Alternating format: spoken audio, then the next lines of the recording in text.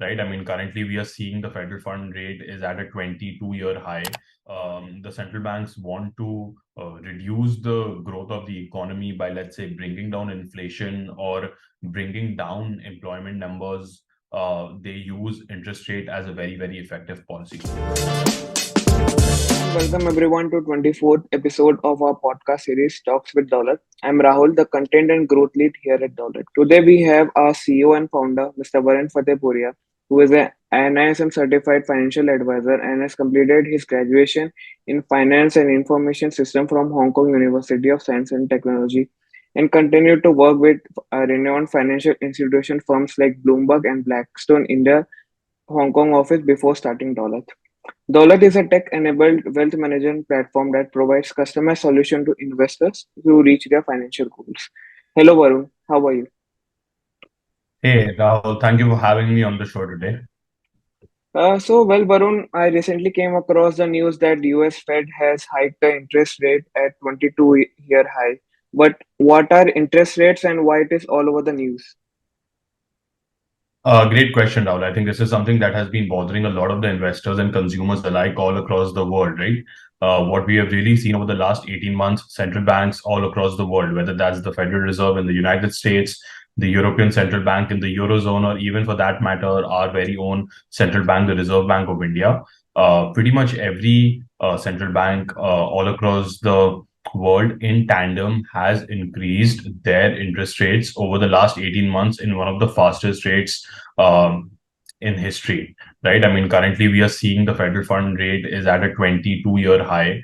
The RBI pretty much increased the interest rates or the repo rate, as we like to call it, from 4% in April and March of 2022 to over 6.5% at this point in time. So, what exactly is this interest rate that everyone is talking about, right? So, in very simple terms, interest rate pretty much determines the pricing of every other loan products in its economy, right? So if you take, for example, let's say the federal fund rate that we're talking about at this point in time in the United States, it is basically the rate at which the commercial banks over there lend money to each other, right? By definition, you need to keep a certain percentage of your deposits as reserve with another bank, right? And the rate at which the other banks need to make up the excesses of the shortfall, they pay something called as the federal fund or the Fed rate that everyone is talking about, which is today in the range of 5.5 to 5.75%. Right. In India, when we talk about interest rate, we're talking about the repo rate. And this in general is basically the rate at which the Reserve Bank of a country lends money to other financial institutions like banks primarily. And that is pretty much the lowest rate of interest in the economy, and all other instruments, whether there are home loans, education loans, auto loans, corporate loans, are priced over and above what a repo rate is. And that is why it is so important to understand what exactly interest rate is, because it effectively determines the pricing of virtually all other asset classes in the economy. Thanks, Varun, for clearing us the definition. Can you please elaborate on the point how it affects our borrowing and its prices?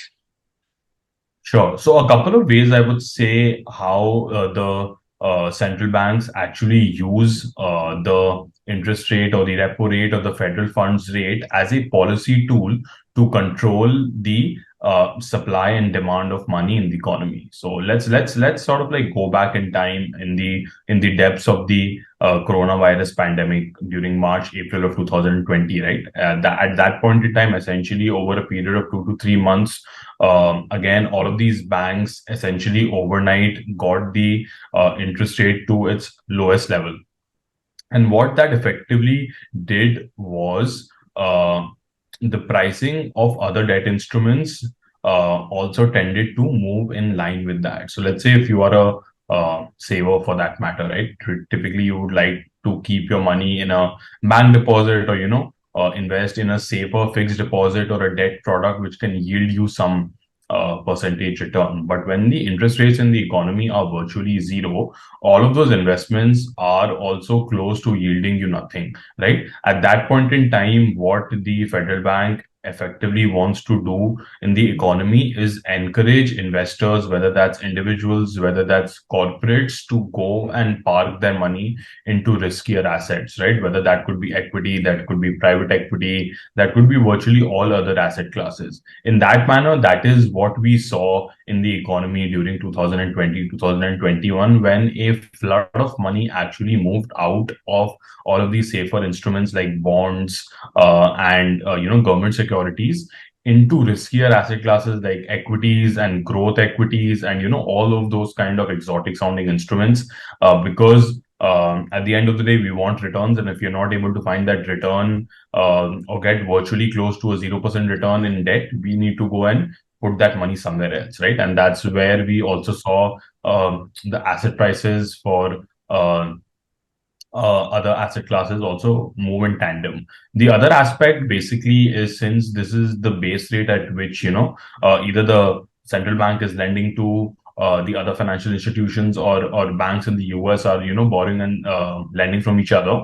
That is the base rate, and that determines the pricing of every other instrument. So let's say today, if you would have taken a home loan approximately 2 or 3 years back in India, right? You would have gotten that in about 6.5%, because the repo rate at that point in time was approximately 4%. Right. Today, that same home loan has gone up to about 8.59%. Right. That is how this important interest rate is, because it is determining virtually every other pricing. You could take the same example for an auto loan or an education loan or a corporate loan. All of these loans, their basically rate of interest have increased in tandem with the increase in the interest rate in the economy. Thank you, Varun, for that insights. Why should a retail investor worry about interest rate movements? So again, a couple of points to note here that I would say most of the retail investors would be interested. Obviously, one, if you are a retail consumer and today you are going and wanting to borrow money, whether that again is for a home loan or an auto loan, automatically your monthly EMI gets affected. If you were paying, let's say, on a 10 lakh rupees loan, if you're paying a 6% interest, that roughly comes up to about 60 odd thousand rupees every year, and suddenly you need to pay a 8.5% rate of interest, you can see that 25,000 rupees worth of interest, which has literally gone up over a period of time. So that's one thing. The other thing that investors need to worry about, and specifically someone who's investing into debt instruments, is because also interest rate plays a role in how the prices of bonds actually move in the economy as well.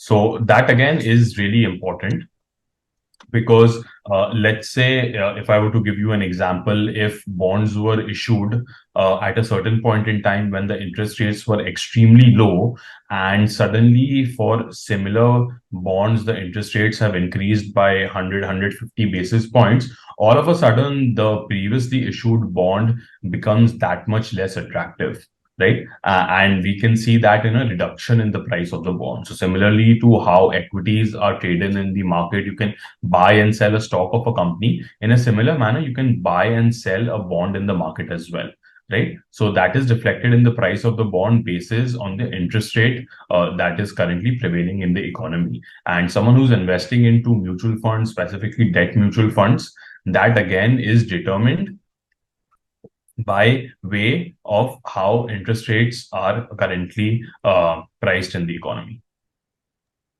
How should we position our debt portfolios right now?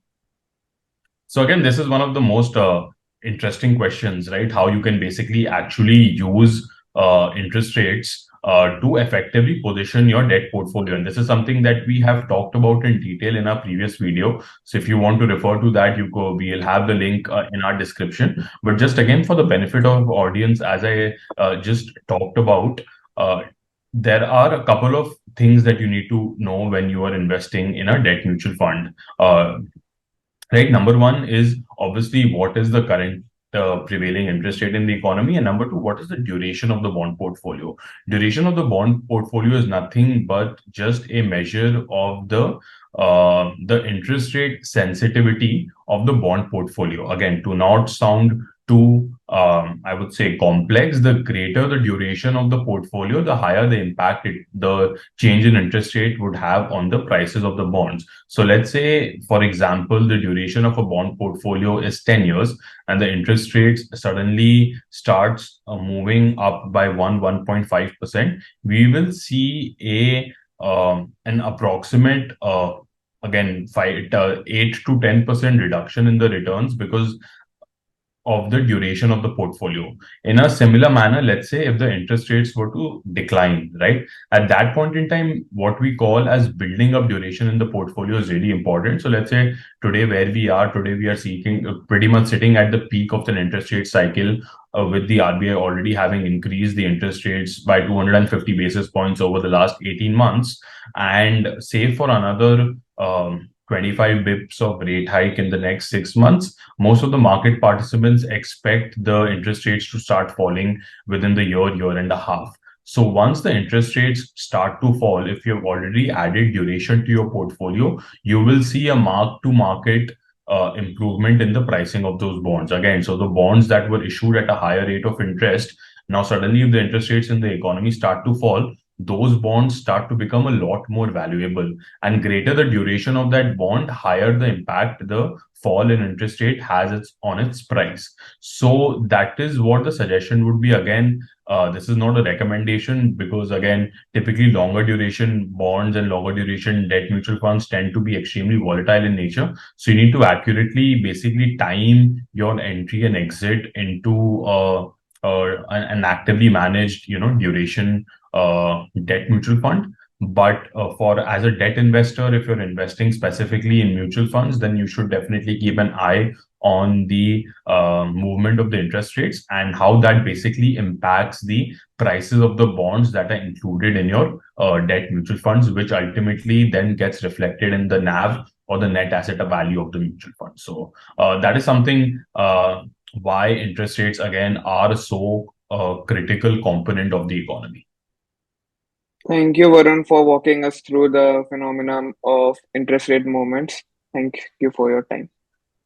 Thank you, Rahul, for having me on the show. And I hope investors are now able to get a better sense of why this one simple policy tool, which is effectively used by central banks all across the world, is such, I would say, an enabler for either economic growth or even for that matter, if the central banks want to reduce the growth of the economy by, let's say, bringing down inflation or bringing down employment numbers, they use interest rate as a very, very effective policy tool. So I hope you guys took out something from this, and we'll see you guys in the next one.